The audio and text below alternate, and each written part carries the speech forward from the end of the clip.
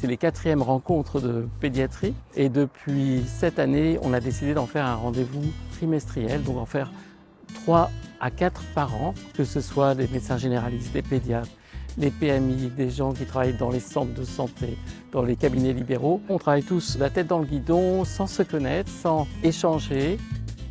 Tout d'abord, c'est surtout des rencontres professionnelles, des rencontres humaines avant tout déjà.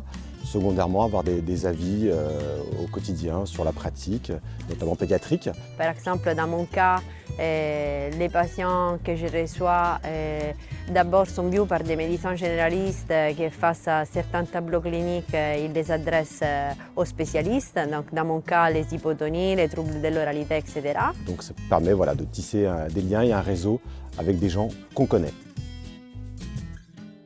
Ces rencontres sont très importantes pour nous parce qu'effectivement, ça nous permet de pouvoir échanger avec les médecins qui n'ont pas toujours le temps de nous recevoir en cabinet ou à l'hôpital. Et les médecins viennent nous voir, nous posent des questions. C'est des maladies rares qu'ils ne connaissent pas forcément. Chaque réunion a un thème différent. Donc là, le thème, c'est sur plutôt la dermato.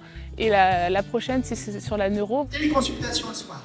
Je vous propose l'hospitalisation pour des soins discutés d'un traitement. La dermatologie plaît beaucoup, il y a beaucoup d'images, donc c'est très formateur. C'est très sympa parce que nous rencontrons des gens que nous côtoyons virtuellement. Et là, on les rencontre, on peut discuter, donc c'est un moment privilégié. Les formations sont vraiment très intéressantes, pratico-pratiques, et me permettent de les appliquer assez vite au quotidien. C'est très clair, c'est très didactique, c'est très bien fait. Ça résume les points essentiels sans forcément rentrer dans tous les détails. Et surtout, c'est aussi pouvoir appliquer ensuite ce qu'on apprend dans nos pratiques quotidiennes. Les soirées sont vraiment un atout pour l'adressage des patients, parce que ça me permet de savoir aussi à qui adresser en fonction des pathologies que je peux rencontrer. Puis ça permet de rencontrer beaucoup de personnes différentes, beaucoup d'autres médecins, et notamment des médecins avec qui on avait des échanges de mails avant et des échanges, des contacts. Et puis ça m'a permis aussi de mettre des visages sur des noms. Ça sera beaucoup plus facile d'adresser des patients à des gens qu'on a déjà vus et qu'on connaît.